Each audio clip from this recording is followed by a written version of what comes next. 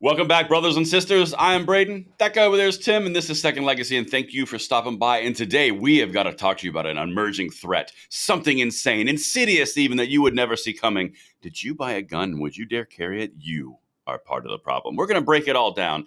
We're going to do what we normally do on Second Legacy. Take it in, add some analysis, some commentary, a beautiful layer of sarcasm and humor. Send it back out for you to have an amazing day. And with that, Tim, are you ready to explore this threat? Yes, I absolutely am.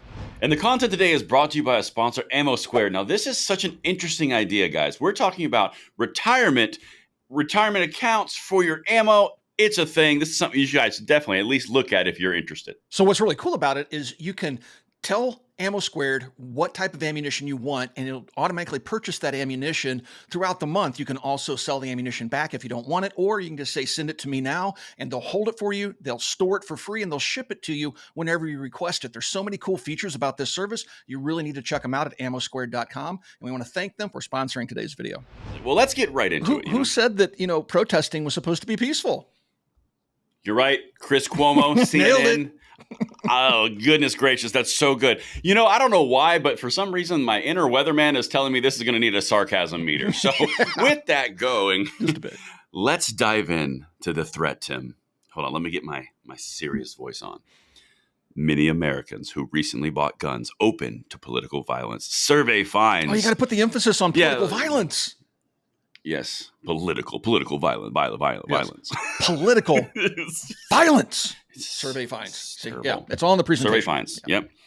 So, obviously, Tim, this is clearly every single gun owner that's ever been purchasing a gun or carrying a gun, every single one of them, right? You would think. They're talking about Antifa and their recent interest in firearms. It started off with them mounting optics backwards and just doing strange things with firearms. Now they're going out and getting actual training. And now, these are the actual political violence agitators. These are the people that run around in cities. Is that what they're talking about? These are the people that burn cities, loot, rape, murder. Hold on. Coming in from HR, those were bonfires merely meant for warmth. Oh. So check yourself. They were mostly peaceful protests. I forget. Yes, mostly peaceful. That's exactly right. Yeah, I'm glad we're on the same page as we continue because this is very important. So apparently, Tim, there are large numbers of Americans who have bought guns over the past 4 years. Crime went down. Of who regularly carry their loaded weapons in public are willing to engage in political violence, even to the extent of shooting a perceived opponent. Hold on, Tim, not a survey, a mega survey has found. MAGA or mega? Mega. I said it right. New MAGA survey. Yeah. So mega survey. Americans are buying guns to commit acts of political violence, apparently, but they're trying to put this on us. Now, tell me, Braden, when was the last time a news story broke where a bunch of conservatives were burning Milwaukee to the ground or burning Portland to the ground or cordoning off several city blocks and declaring it their own autonomous zone? I mean, these conservatives have just been out there acting like total savage. Oh, wait a minute. Wrong group. Wait a minute. It's funny how they make these articles and they try to spin it up and it's you and I they're targeting with this commentary.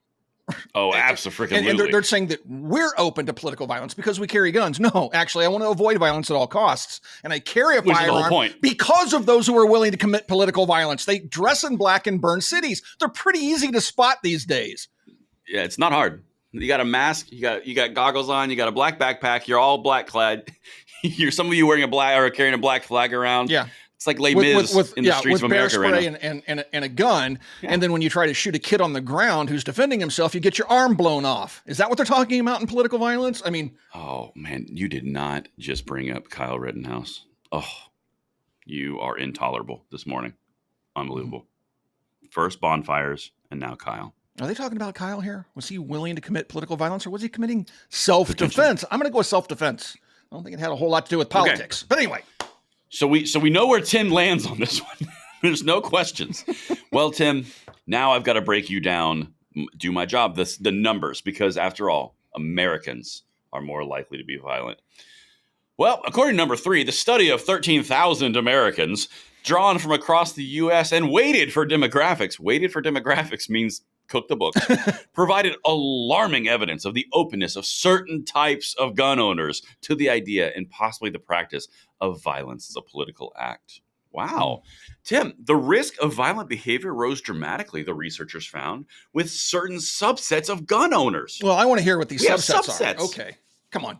Oh, are you Let's ready get for to the the meat. subsets? I want to know what the subset Oh, is. let's get okay. I love it. All right. Well, the first subset we have to talk about is number 4, because you'd think that this would be the big one. Well, in particular, Tim, Americans who have bought their weapons since the disruptions of COVID, that's a nice way to say that, in 2020, and those who have often or always carried guns in public expressed high levels of susceptibility to political violence. A similar, though less marked, trend was visible among owners of assault-style rifles. Ooh. Wait a minute. A similar, though less marked? I thought assault rifles were like the bane of all existence. I thought it was like... I mean, they're saying that, so there's a subset of a subset, and it's the subset of a subset. Oh, yeah, there's multiple subsets. That's the real problem here. Yeah, this is like a parfait of tyranny. And you know who? Or a cake. And see, I am partners in a gun store, and guess how many people came into the gun store for the very first time in their lives that weren't conservative politically, that were looking to arm themselves during the what would they say, disruptions of 2020. Yes. Yeah. A whole lot of them. And yes, there were a lot of people buying guns for the first time, and they weren't conservative.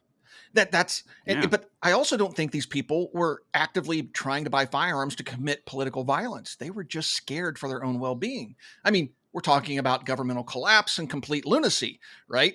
And I don't think it so much has to do, because in our area where we were selling firearms to all these new gun buyers, guess what didn't go up? Violent crime. It didn't go up. Larceny. Right. Maybe some of these new guns were stolen, but there weren't people out there just shooting each other over political violence in our area. So maybe they know something I don't. Maybe I just live in a bubble over here in Indiana. Oh, you know what, Tim? Speaking of bubble, Oh boy, it's funny. It's funny you mentioned that. You want to know who made this this little post? And now's the fun part where we get to start dismantling it to piece by piece. The study, Firearm Ownership and Support for Political Violence in the United States, that's the name of the study, was conducted by the Violence Prevention Research Program at the University of California, Davis. Oh, that's not political at Wow. all. There's no skewing of the data going on there. Not at all. It was weighted for demographics. Duh, it wasn't skewing. Weighted for Tim. demographics. It's weighted. Yeah. Yes. Easy. And it's not like the UC Davis is extremely far left leaning that provides witnesses for gun controlling testimony in the United States Senate. No. They're very They don't do objective. that. Very objective. As most of these Yes. these universities are these days. They're so objective. Yes. Exactly. There's no politics being played at these universities, and they certainly don't have an agenda. No. And yes, exactly right. And they definitely don't have a Johns Hopkins Center for Gun Violence Prevention funded by Bloomberg at Johns Hopkins. No, they don't have that either, do they? That would almost be too much. I mean, who would trust anything that group said? Oh, wait. Oh, wait a minute. Yeah. Oh, that's uncomfortable. Well, I've got some more winnowing down of the data. Okay. This is a funnel, so we're just going to start broad. And we're going to go fine tune because this gets to the crux of the problem. This is where you guys start to show up, you everyday carriers. This is number 7. Participants in the UC Davis survey were asked whether they believe that violence was justified in the pursuit of a range of specific political objectives. Around 39% of gun owners said yes, compared with 30% of non-owners. So basically, they're pretty darn close to one another. Hold the phone. Wait a second. We're all the same. So non-gun owners and gun owners are 9 points different on a mega study provided by a gun controlling operation. Something feels weird, but Tim, they've got to weight those demographics to really make it impactful, I'm right? sure the weighting of the demographics had nothing to do with the 9-point disparity between 39% and 30%. There was no fudging there. Well, here's where they start to try to combat the people like us who they knew were going to take this apart. The differential is moderate. Yeah. But the gap comes far more serious when the same question is put to subsets of gun owners. Subsets. Okay. Subsets again. Around 42% of owners of assault-type rifles said political violence would be justified. Then it rises to 44% of recent gun purchasers and a staggering 56% of those who always or nearly always carry loaded guns in public. And they've just been out there creating pure chaos. These nearly always carrying loaded guns in public people. Like me. Yeah. And guess what? me and people I know and everybody around me thinks we don't want violence of any type. Why do we carry a loaded firearm every single day? Because there are lunatics like the person that wrote this study who would be more than willing to hurt me and my family because they disagree with me politically. Again, how many times do you see conservatives out there rioting, looting, committing arson, and burning cities to the ground and raping and pillaging and having a good time at everybody else's expense? Is that the far right or the far left doing that? It's almost always like 99% of the time far left. And yet they're trying to say the far right people or even the right people or the moderate people that carry guns every day, they're the problem. We're not going to talk about Antifa that's arming itself. No, that is verboten. It's those conservatives that never do anything, but they're spinning up to do something. We just don't know what it is. Tim, we need a survey. Exactly. We've just been waiting. We've just been waiting forever. Where's the mega survey? We're going to do it someday, folks. I mean, yes, we went through 4 years of absolute violence in our major cities, all carried out by far left extremists, but these conservatives are going to respond eventually. They're going to do it. They're going to do it. Absolutely. Nailed it. Well, Tim, you bring up an interesting point. But before we really wrap that up, and the payoff's coming in a second, I just want to draw a distinction real quickly. So not only in what we just read was 39% the gun owners and 30% the non-gun owners, which is almost no difference in a study like this. But I want to notice the slight increases as they go up until they get to where they want, and then they call it staggering. Okay, so we went from 39%. We went up 3 percentage points to assault type rifles to 42%. So 3 whole percent, which, by the way, it's the number one most common rifle in the United States. And then we rose to 44%, an additional of 2% from recent gun purchasers, and all of us a staggering 56%. Do you see how it works? They go from 39 to 42 to 45 to 56. Yeah. 56? Yeah. And here's the funny thing. Like if somebody asked me, if somebody was violent towards you that was a political opponent of yours, well, politics doesn't really factor into that. Nope. But if somebody is violent towards me, am I willing to use violence to protect myself? Abso-frickin-lutely. Everyone is. And so that's a human. Right. That's an animal. It is. I mean, even people that are completely pacifists, many of them, when faced with danger, will come out swinging. Because when you're backed into a corner, it's either die and whimper to a death or fight back and try to get out of the situation. Most people are wired to fight back. So yes, if you threaten me, I'm going to meet force with force. Do I go out looking for trouble? No, I go out purposely avoiding trouble, as most people do. So say that, well, they're buying these guns because they want to commit political acts of violence. They're evil. Okay. No. Let's take a look at who has committed political acts of violence lately. Yeah. Ain't us. That's true. I was thinking back. When's the last time I was part of a conservative movement that showed up and protested somewhere? And it was during the Tea Party thing, right? And it was during the Obama era, and he was trying to pass an assault weapons ban. And just about every state capital in the United States, there was a day where we all went to our state capitals and protested. All of us had firearms, right? I had a little AKS-74U SBR strapped on my back, and a classy choice. It was nice. It was pretty. It's like accessorizing. You want fellow gun owners to look at what you're carrying. That's a nice rifle. That's pretty cool. But it was more of a social event than anything. Guess what didn't happen? Violence. Now, take a look at what happened between 2020 and 2022. Now, when the leftists went out to their mostly peaceful protests, that included arson and looting and robbery and beating people in the streets. Guess what didn't happen during the Tea Party protests? Violence. Any of that. Anyway, sorry. Well, Tim, now's no, that was good. That was great context. But now comes the moment where we get to say the payoff. So this article that I just read and shared with you came out last week. Big breaking news, Tim. You want to know when the article was actually taken, or when the study was actually taken and researched and all the data was acquired? 1929. Nice. Oh. Depression era. That's good. No. May and June of 2022. So 2 years ago. Yeah, right in the middle of the political chaos being carried out by the far left, by the way.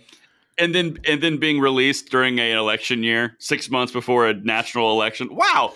I tell you what, these nonpartisan, non-biased, and they're really, really coincidentally favoring who they think they're going to favor when they release these things. Isn't that weird? It's just so odd. Yeah. So odd. But one last thing, I think this is buried at the very end of the article. This is so typical leftist propaganda.